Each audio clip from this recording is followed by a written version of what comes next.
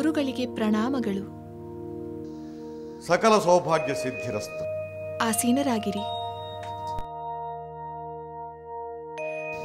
ಸೀತೆ, ನೀನು ನಿನ್ನ ಸಹೋದರಿಯರ ಜೊತೆ ಆಟ ಪಾಠವಾಡುವುದಕ್ಕಿಂತ ಹೆಚ್ಚಾಗಿ ನಿನ್ನ ತಾಯಿಯ ಬಳಿ ಪುಣ್ಯ ಸ್ತ್ರೀಯರ ಪಾವನ ವಿಚಾರಗಳನ್ನು ಕೇಳುತ್ತಿರುವಿಯಂತೆ. ಹೌದು ಗುರುಗಳೇ, ಅಂಥ ಮಹಾಸ್ತ್ರೀಯರ ವಿಚಾರಗಳು ನನ್ನ ಮುಂದಿನ ಜೀವನಕ್ಕೆ ಮಾರ್ಗದರ್ಶನವಾಗುತ್ತದೆ ಎಂದು ಕೇಳಿದೆ. ನಿಜ ಸೀತೆ, ನಿಜ.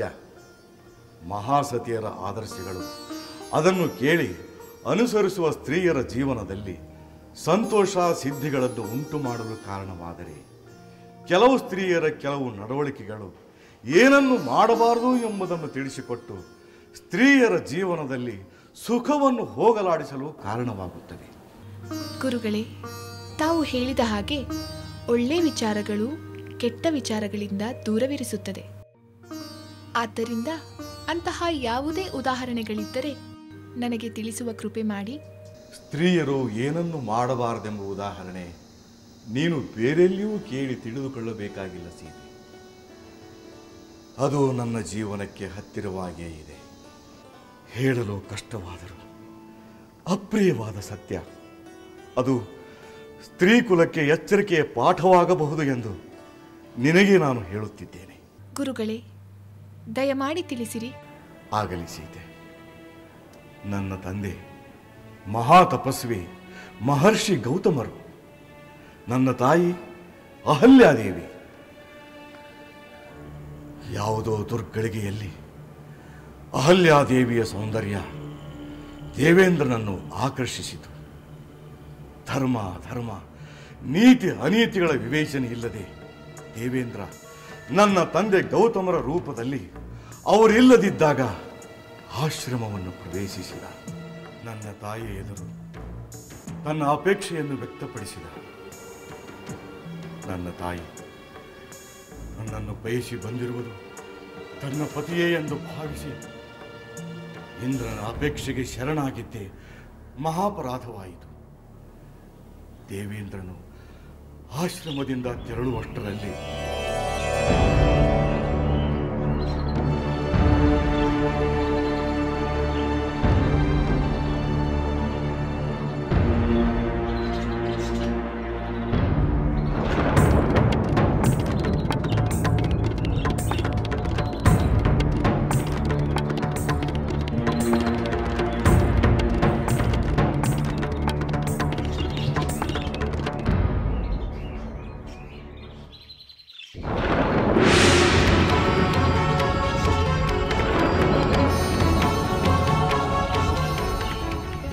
ಅಧಿಪತಿ ಎನಿಸಿ ಪರಸ್ತ್ರೀಯ ಪಾತಿವ್ರತ್ಯ ಹರಣ ಮಾಡಿದ ಪಾಪಿ ಇಂದ್ರ, ನಿನ್ನ ಈ ನೀಚ ಕೃತ್ಯಕ್ಕೆ ತಕ್ಕ ಶಾಸ್ತಿ ಆಗಲೇಬೇಕು.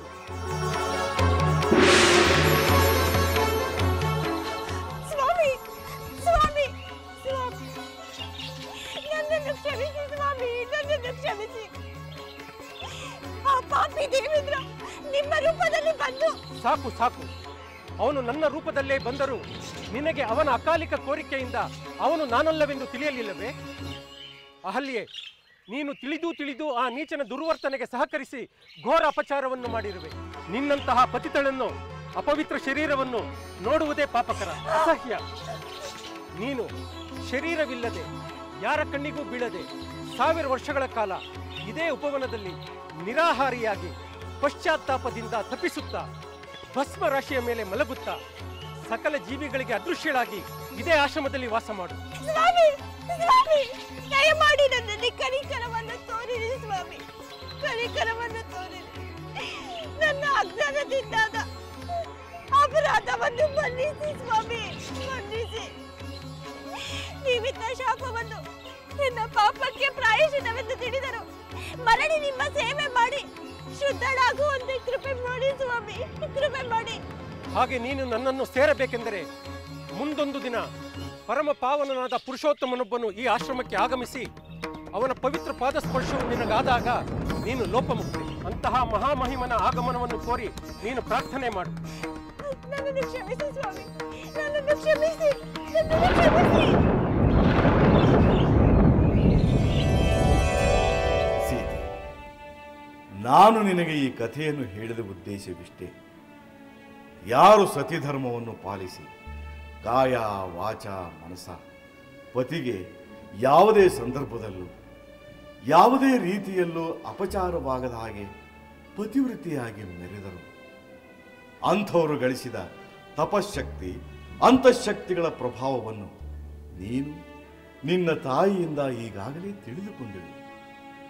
ಆದರೆ ಯಾವ ಸ್ತ್ರೀ ಅಂಥ ಪತಿನಿಷ್ಠೆಯನ್ನು ತೊರೆದು ಸಂದರ್ಭದ ಒತ್ತಡದಿಂದಾಗಲಿ ಪರಪುರುಷನ ಸಂಚಿನಿಂದಾಗಲಿ ಅಥವಾ ದುರ್ಬಲ ಮನಸ್ಸಿನಿಂದಾಗಲಿ ಅಪಚಾರವನ್ನು ಎಸಗಿದರೆ ಅಂಥವರು ಎಂತಹ ದುರ್ಗತಿಗೆ ಈಡಾಗೋರು ಎನ್ನುವ ವಿಚಾರ ನಿನಗೆ ತಿಳಿದಿರಲಿ ಎಂದು. ಗುರುಗಳೇ, ಉತ್ತಮ ಗುಣಗಳಿಂದ ಮಹತ್ವವನ್ನು ಪಡೆದ ಸ್ತ್ರೀಯರ ಬಗ್ಗೆ ಅರಿಯುವುದರಿಂದ ಅಂತಹ ಉತ್ತಮ ಗುಣಗಳನ್ನು ಅಳವಡಿಸಿಕೊಳ್ಳುವ ಅವಕಾಶ ದೊರೆಯುತ್ತದೆ. ಹಾಗೆ ಸ್ತ್ರೀಯರ ತಪ್ಪಿನಿಂದ ಉಂಟಾಗುವ ದುರ್ಗತಿಯನ್ನು ಅರಿಯುವುದರಿಂದ ಎಚ್ಚರ ವಹಿಸಲು ಸಹಾಯವಾಗುತ್ತದೆ. ಸೀತೆ, ನೀನು ನನ್ನ ಉದ್ದೇಶವನ್ನು ಸರಿಯಾಗಿ ಗ್ರಹಿಸಿದೆ. ಪರಮ ಸಾಧ್ವಿಯಾಗಿ ಸಕಲ ಸುಗುಣಗಳಿಂದ ಶೋಭಿಸಿ ದುರಾಚಾರಕ್ಕೆ ಮುಂದಾದ ದುರ್ಜನರನ್ನು ಎದುರಿಸಿ ಅವರನ್ನು ಸೋಲಿಸುವ ಪ್ರಚಂಡ ಸ್ಥೈರ್ಯದ ಆದರ್ಶ ನಾರಿ ಎಂದು ಕೀರ್ತಿಶಾಲಿಯಾಗುವ ಮಗಳೇ. ತಮ್ಮ ಅನುಗ್ರಹಕ್ಕೆ ಅನಂತ ವಂದನೆಗಳು. ಗುರುಗಳೇ, ಅಹಲ್ಯಾದೇವಿಯ ಶಾಪ ವಿಮೋಚನೆ ಎಂದಾಗುವುದು? ನನ್ನ ಮಾತೆ ಶಾಪ ವಿಮೋಚನೆಯಾಗಲಿ ಎಂಬ ಮಹದಾಸೆಯಿಂದ ನನ್ನ ತಂದೆ ಉಲ್ಲೇಖಿಸಿದ ಪುಣ್ಯ ಪುರುಷನ ಆಗಮನಕ್ಕಾಗಿ ಕಾತರಿಸುತ್ತಿದ್ದೇನೆ ಮಗಳೇ. ಹೌದು ಗುರುಗಳೇ, ಅಂತಹ ದೈವ ಸ್ವರೂಪಿಯ ಆಗಮನದಿಂದ ಅಹಲ್ಯಾದೇವಿಯ ಶಾಪ ವಿಮೋಚನೆ ಆಗಲಿ ಎಂದು ನಾನು ಪ್ರಾರ್ಥಿಸುತ್ತೇನೆ.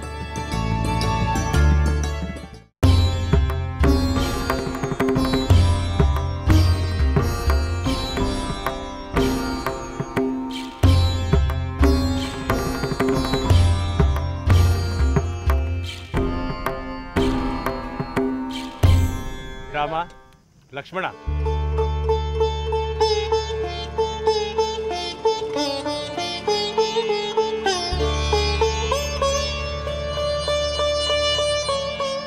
ನಾನು ಸಂಕಲ್ಪಿಸಿದ ಈ ಪರಮ ಪುಣ್ಯತರ ಯಾಗವು ನಿರಾತಂಕವಾಗಿ ನೆರವೇರಿಸಿ ಕೃತಾರ್ಥನಾಗಿದ್ದೇನೆ.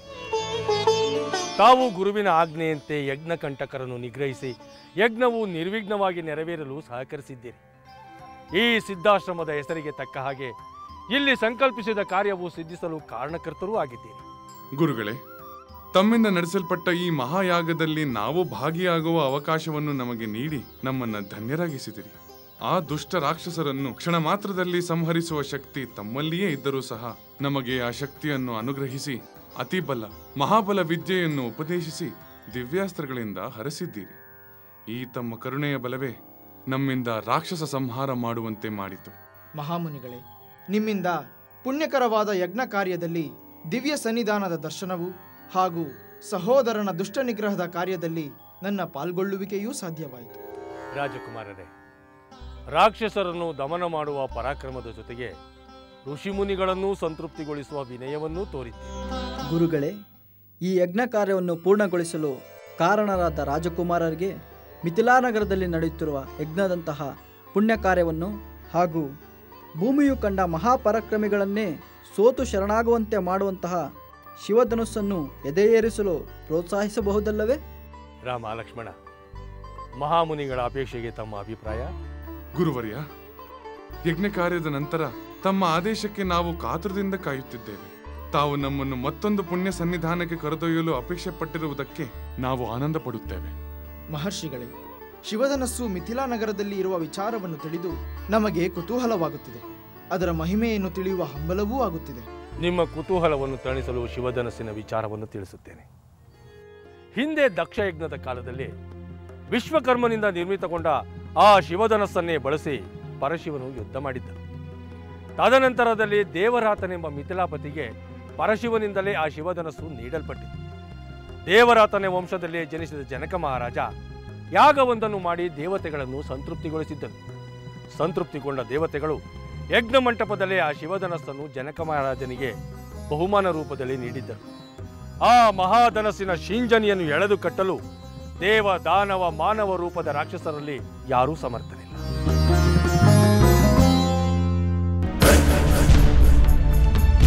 ಪರಶಿವನ ಧನುಸ್ಸಿಗೆ ಹೆದೆ ಏರಿಸಿ ಅದರಲ್ಲಿ ಬಾಣವನ್ನು ಪ್ರಯೋಗಿಸುತ್ತೇನೆ. ಭಲೆ ಅಗ್ರಜ ಭಲೆ, ನಿನ್ನ ಪರಾಕ್ರಮಕ್ಕೆ ತಕ್ಕುದಾದ ಮಾತನ್ನೇ ಆಡಿರುವೆ. ಮಿಥಿಲೆಯಲ್ಲಿ ಯಾರೂ ತೋರದ ಪರಾಕ್ರಮವನ್ನು ನೀನು ತೋರಿದರೆ ಆ ಸಾಹಸಕ್ಕೆ ಪಣವಾಗಿಟ್ಟ ಜನಕ ಪುತ್ರಿ ನಿನಗೆ ಸಿಗುವಳು. ಸೋದರ ಕುಂಭಕರ್ಣ, ನನ್ನ ಪರಾಕ್ರಮಕ್ಕೆ ಮಾಡಲಸಾಧ್ಯವಾದ ಕಾರ್ಯವೂ ಯಾವುದೂ ಇಲ್ಲ, ಪಡೆಯಲಸಾಧ್ಯವಾದುದೂ ಯಾವುದೂ ಇಲ್ಲ. ಆ ಪರಶಿವನ ಕೈಲಾಸವನ್ನೇ ಎತ್ತಿ ಅಲುಗಾಡಿಸಿದ ಬಲಶಾಲಿ ನಾನು. ಅವನು ಉಪಯೋಗಿಸಿ ಬಿಟ್ಟ ಆ ಧನುಸ್ಸಿಗೆ ಹೆದೆ ಏರಿಸುವುದು ಕಷ್ಟವೇ? ಸೋದರ ವಿಭೀಷಣ, ಈ ನಮ್ಮ ನಿರ್ಧಾರಕ್ಕೆ ತಮ್ಮ ಸಲಹೆ ಏನು? ಏಕೆ ಮೌನದಿಂದಿರುವಿರಲ್ಲ? ಅಗ್ರಜ, ಒಂದು ವಿಚಾರವನ್ನು ನಿರ್ಧಾರ ಮಾಡಿದ ನಂತರ ನನ್ನ ಸಲಹೆ ಕೇಳಿದರೆ ಹೇಗೆ ಹೇಳಲು? ನನ್ನ ಸಲಹೆ ನಿಮ್ಮ ನಿರ್ಧಾರಕ್ಕೆ ವಿರುದ್ಧವಾಗಿದ್ದರೆ ತಮಗೆ ಬೇಸರವಾಗುತ್ತದೆ ಅಲ್ಲವೇ? ಪರವಾಗಿಲ್ಲ, ಸೋದರ ಎಂಬ ಕಾರಣಕ್ಕೆ ಆ ಬೇಸರವನ್ನು ಸಹಿಸಿಕೊಳ್ಳುತ್ತೇನೆ. ತಮ್ಮ ಅಭಿಪ್ರಾಯವನ್ನು ತಿಳಿಸುವಂಥವರಾಗಿ. ಅಗ್ರಜ, ಪರಾಕ್ರಮ ಪ್ರದರ್ಶನದ ಹಿಂದೆ ಪ್ರತಿಷ್ಠೆಯೋ ಪ್ರತೀಕಾರವೋ ಕೇವಲ ಪ್ರದರ್ಶನ ಪ್ರಿಯತೆಯೋ ಇರುವುದಾದರೆ ಅಂತಹ ನಿರ್ಧಾರ ವಿವೇಕಯುತವೆಂದು ನಾನು ತಿಳಿಯುವುದಿಲ್ಲ. ಸಾಕು ಸಾಕು, ನಿನ್ನ ಅಭಿಪ್ರಾಯ ಏನೆಂದು ನನಗೆ ತಿಳಿಯಿತು. ಈ ನನ್ನ ನಿರ್ಧಾರವನ್ನು ಪ್ರತಿಷ್ಠೆ ಎಂದಾದರೂ ತಿಳಿ, ಪ್ರತೀಕಾರ ಎಂದಾದರೂ ತಿಳಿ, ದುರಹಂಕಾರದ ಪ್ರದರ್ಶನ ಎಂದಾದರೂ ತಿಳಿ. ಇವೆಲ್ಲ ರಾವಣನ ಲಕ್ಷಣಗಳು.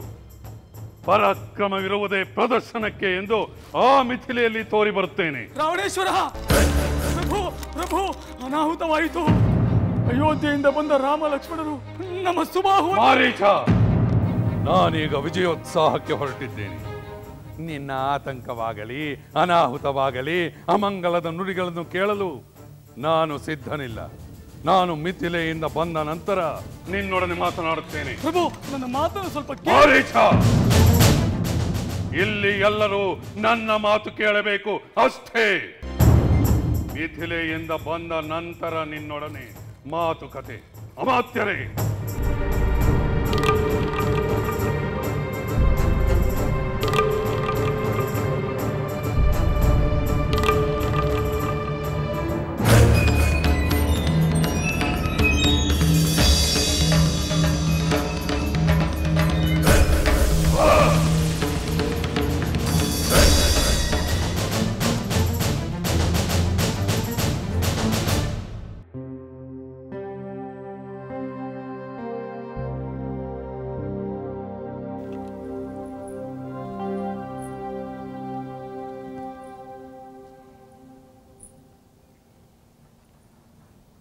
ಪ್ರಭು, ತಾವು ಯಾವುದೋ ಗಹನವಾದ ಆಲೋಚನೆಯಲ್ಲಿ ಇರುವಂತಿದೆ.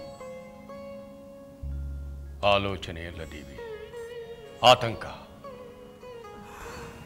ಮಾತೃಶ್ರೀ, ಪ್ರಭು, ತಮ್ಮ ಮನಸ್ಸಿನಲ್ಲಿರುವ ಆತಂಕವೇನೆಂದು ತಿಳಿದರೆ ನಾನು ಅದರ ಪರಿಹಾರಕ್ಕೆ ಯೋಚಿಸಬಹುದು. ಇದು ಆಲೋಚನೆಯಿಂದ ಪರಿಹಾರವಾಗುವ ಆತಂಕವಲ್ಲ ದೇವಿ.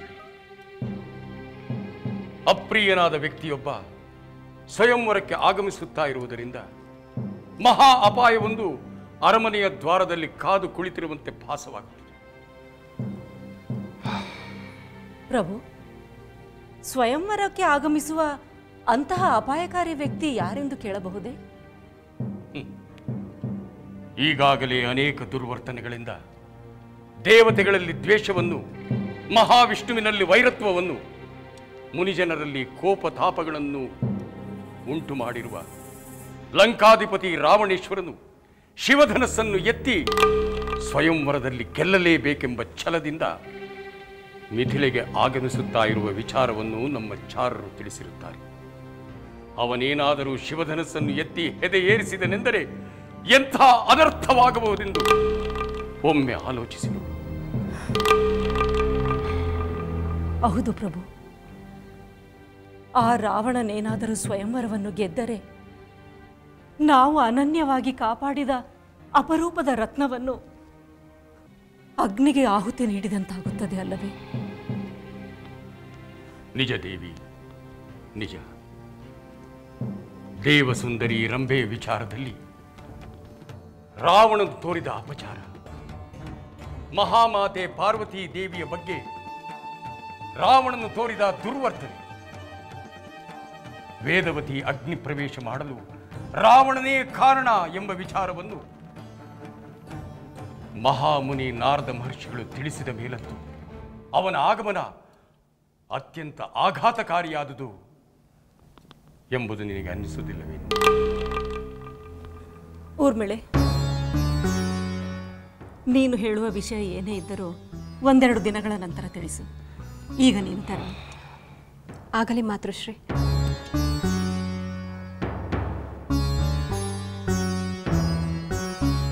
ಹೌದು ಪ್ರಭು, ಆ ರಾವಣನ ಕಾರಣಕ್ಕಾಗಿ ನಮ್ಮ ಸೀತೆಯ ಭವಿಷ್ಯದ ಬಗ್ಗೆ ನಾವು ಆಲೋಚಿಸಬೇಕಾಗಿದೆ. ಪ್ರಭು, ಆ ರಾವಣ ಇಲ್ಲಿಗೆ ಬರುವ ಮುನ್ನವೇ ನಾವು ಸ್ವಯಂವರವನ್ನು ರದ್ದುಗೊಳಿಸಿದರೆ? ಇಲ್ಲ ದೇವಿ, ಆಗ ರಾವಣನು ಮತ್ತಷ್ಟು ಕೆರಳಬಹುದು. ತನ್ನ ವರಬಲ ಸೈನ್ಯ ಬಲದಿಂದ ನಮ್ಮ ಮೇಲೆ ದಂಡೆತ್ತಿ ಬಂದರೂ ಆಶ್ಚರ್ಯವೇ. ಅದೇ ನನಗೆ ಚಿಂತೆಯಾಗಿದೆ. ವೇದವತಿಯ ಪೂರ್ವ ಜನ್ಮದ ವೃತ್ತಾಂತವನ್ನು ನೆನೆದರೆ ಈಗಲೂ ನನ್ನ ದೇಹ ಕಂಪಿಸುತ್ತದೆ ಗುರುದೇವ, ಕಂಪಿಸುತ್ತದೆ. ಈಗ ಸ್ವಯಂವರಕ್ಕೆ ಬರುತ್ತಿರುವುದು ಲಂಕಾಧಿಪತಿ ಮಹಾಪರಾಕ್ರಮಶಾಲಿ ರಾವಣ. ಮಾತಿನಲ್ಲೇ ಪರಾಕ್ರಮ ಮೆರೆಯುತ್ತಿರುವ ತಮ್ಮ ಪರಿಚಯ ಈ ಸಭೆಗಾಗಲಿ. ರಾಮಚಂದ್ರನ ಮೇಲಿನ ಮಮಕಾರಕ್ಕೋ ಏನು, ಅವನ ಅಗಲಿಕೆ ಅಸಹನೀಯವೆನಿಸುತ್ತಿದೆ.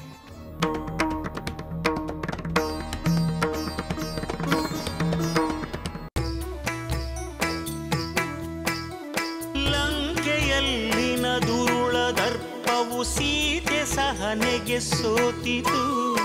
ಅಂಕೆ ಇರದ ಅಸುರ ಕುಲವು ರಾಮ ಬಾಣಕ್ಕೆ ಅಡಗಿತು. ದೂರವಿರಲಿ ಸನಿಹವಿರಲಿ ರಾಮ ಹೃದಯ ನಿವಾಸಿನಿ. ಯುಗವು ಯುಗವು ಸಾಗಲಿ ಅಕಳಂಕ ಪ್ರೇಮ ಪ್ರಬೋಧಿನಿ. ಅಮರ ಗಾಧೆ ಧರಣಿ ಜಾತೆ ಸಾಧ್ವೆ ಸೀತೆ ಸುಚರಿತೆ. ಸಹನ ಶಕ್ತಿ ಪತಿಯ ಭಕ್ತಿ ಲೋಕಮಾನ್ಯ ವಂದಿತೆ.